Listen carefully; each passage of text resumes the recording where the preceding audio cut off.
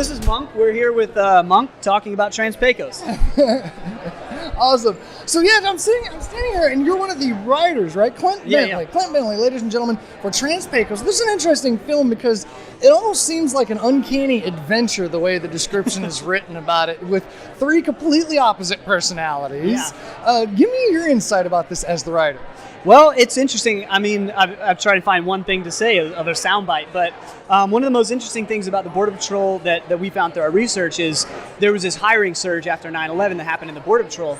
And so in the past, it was this very selective service and this very selective agency where someone either had to die or retire for a new person to be brought in.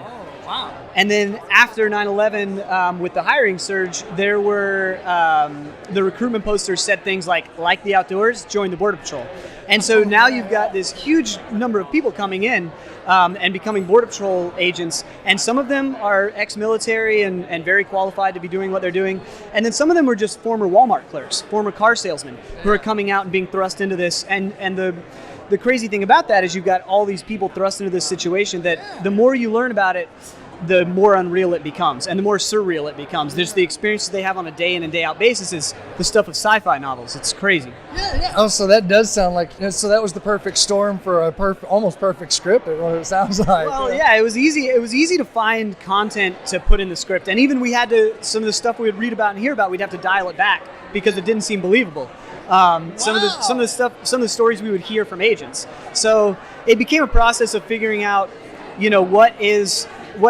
what moments in the film can somehow speak to the larger narrative of what's actually happening out there. And that was always the way we came into it. Greg and I came into it not from wanting to write a thriller, but wanting to figure out what's going on the border, because it's a crazy situation. We talk about it all the time, but it's so complicated out there. And so we couched everything in let's just make it about people. Right on. So, I know, I love the red carpet in a movie theater. So, interestingly enough, did you get to go to Deming for the filming of this? Oh yeah. I was out there. We were all out there. I was gonna say, have you ever been to that small of a town before? I actually had been to Deming before and swore I'd never go back because I was traveling through. My truck broke down, and as I was at an old gas station trying to figure out what was going on, taking stuff out of the hood, and the guys in the gas station are like, "Hey, buddy," and they point past me, and I look back, and there's a dust storm coming through. Oh no! And so it was just like I was like, "I'll never go back to Deming." But Deming, we got out there. It was beautiful. It was amazing. The town was perfect. The townspeople made our movie possible. We couldn't have had a better experience in Deming, New Mexico. Wow. So did the people out in New Mexico ever tell you what they call those dust storms? Because I lived in Arizona. No, what do they call them? Haboobs.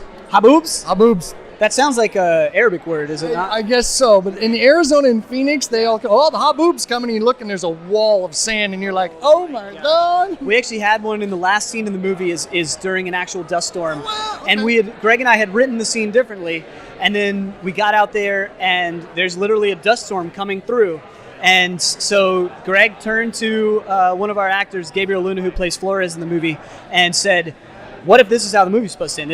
What if this is the way it's supposed to end? And he says, I got it. And that scene is improvised, and it's better than anything we could have written. So yeah. Awesome. Well, thank you so much for talking to me, Clint. Thanks, I really enjoyed it. Have a good one, man. Thanks. This is Monk with Sofa King News, and I'm brought to you by ApertureRent.com.